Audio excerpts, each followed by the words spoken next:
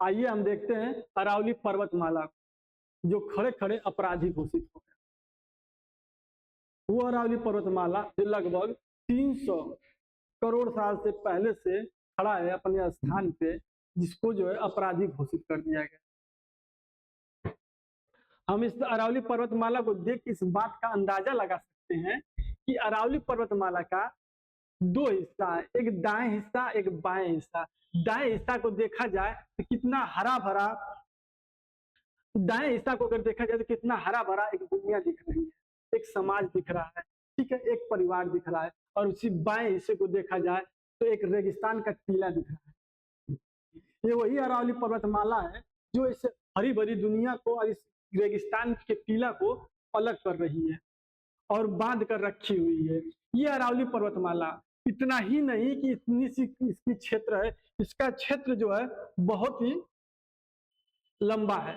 यानी कि हम देख सकते हैं कि लगभग ये गुजरात का पालनपुर से लेके दिल्ली तक का जो क्षेत्र है, यहाँ से इस क्षेत्र को अगर देखा जाएगा रेगिस्तान का एक बहुत बड़ा टीला दिखता है, ठीक है।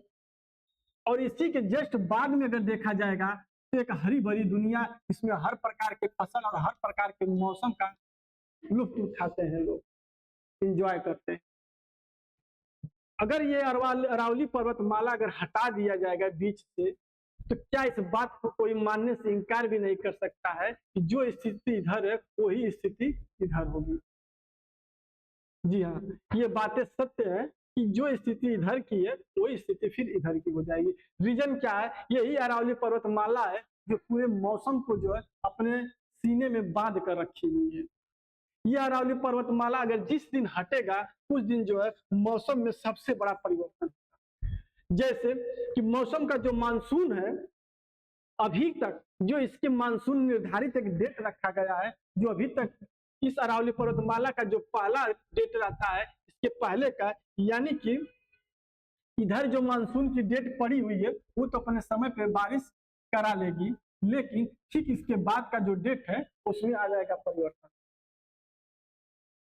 क्योंकि ये धूल कण और सारी चीजें को जो क्या करेगी, ये रोकती है। अरावली पर्वतमाला जब रहेगी नहीं तो रोकेगी नहीं।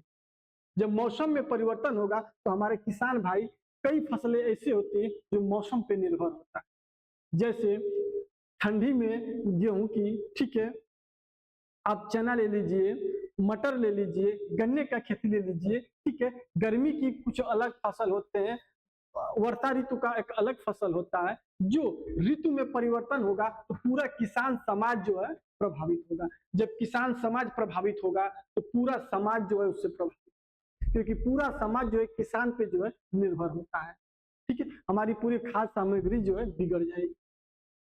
यही कारण है कि अरावली पर्वतमाला को बचाना हमारे लिए बहुत आवश्यक है। मैं इस बात को बताना चाहता हूं कि अगर ये पहाड़ जैसे ही अरावली पर्वतमाला को हटाया जाएगा, सबसे ज्यादा प्रभावित किसान होगा, मौसम परिवर्तन होगा, सही समय पे ठंडी बरसात नहीं होगी, ठीक है, ना ही बरसात होगा, ज्यादा तापमान बढ़ जाएगा, ठीक है।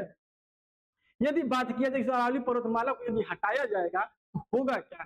इस पर्वतमाला को हटाने के बाद जो है यहाँ पे जो इंडस्ट्रियल एरिया लगाया जाए, ठीक है, जो ये कुछ ही समय के लिए ये निर्भर होती है और निर्धारित होती है। ये इंडस्ट्रियल एरिया जो है वहाँ के अंदर की छुपी हुई खाद्य पदार्थ जो भी उसमें जैसे चीजें निकाली जाएंगी, जैसे आप देख लीजिए पश्चिम बंगाल और झारखंड का कोल्ड फील्ड, ठीक है, वहाँ की जो है कोयला की खदानें लगाई गई और बड़े बड़े जो है कंपनी उद्योगपतियों ने लगाया और वहाँ की पूरी जो है वहाँ के अंदर की जमीन की जो कोयला निकाल लिया गया।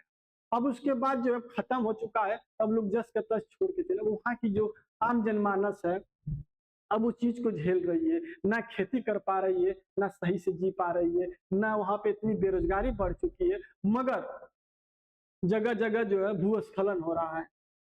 तो उसका ध्यान जो है वो कंपनी जो है पीछे मुड़ के नहीं दे रही है। ठीक वही प्रक्रिया यहाँ पर भी होगा।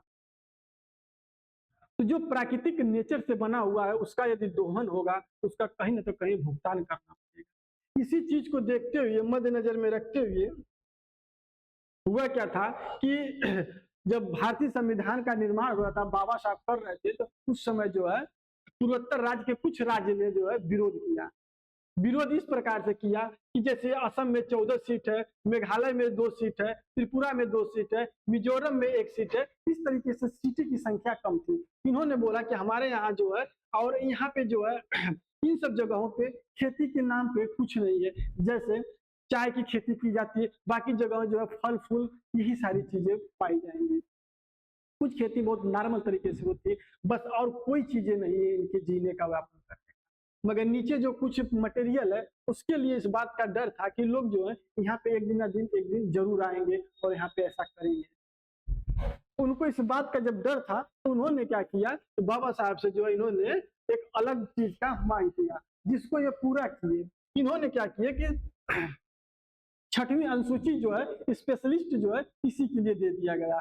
6वीं अनुसूची में यह कहा गया वहां के जनजाति लोगों को ये सुरक्षित कर दिया गया कि आप लोग के अकॉर्डिंग ये सारी चीजें होंगी, बिना परमिशन का कोई चीज नहीं होगा, जिसमें सांसद और न्यायपालिका कोई हस्तक्षेप नहीं करेगा, जब तक आप लोगों का वहां का आम जनता जो है समर्थन नहीं करेगा। इसी चीज को ध्यान में रखते हुए वही मांग को सोनम वांगडू जो है क्या किए कि मांग के, सोनम वांगडू जो वो है जो 3 इडियट की मूवी में आमिर खान ने इनका किरदार निभाया था, इनका रोल निभाया था, ये वही सोनम वांगडू है। ठीक है, इन्होंने जो है लगभग 2019 से ही इस पे जो है जैसे कि लद्दाख में और क्या नाम है अरावली पर्वतमाला को लेकर जो है बात उठाई कि इनको भी जो है 6वीं अनुसूची में शामिल किया जाए। और इन्होंने जब बात उठाई तो इन्होंने फिर उसके बाद 23 में इनकी बात जो बहुत गंभीरता से बढ़ती गई और आम जनमानस जो इनका समर्थन किए। इन्होंने यहाँ तक कि लगभग कई बार जो हड़ताल किए, फिर उसके बाद अनशन किए, उसके बाद आमरण अनशन किए और 35 दिन का सबसे सर्वाधिक आमरण अनशन हुआ। उसके बाद क्या की सरकार क्या की, इनको उठाकर जेल में। आज वो दिन वापस आने वाला है जिसका पूरा जनता जो है समर्थन कर रही है, उस चीज की मांग कर रही है कि हमारे अरावली पर्वत को बचाने के लिए इस प्रक्रिया को फिर से उस अनुसूची में डाला जाए। और इन चीजों से अगर पूरा समाज और पूरा मौसम विभाग और पूरा किसान भाई को बचाना हो तो इस अरावली पर्वत को जैसे का तैसे रखना होगा और उसको सुरक्षित 6वीं अनुसूची में शामिल करके सुरक्षित किया जा सकता है। धन्यवाद।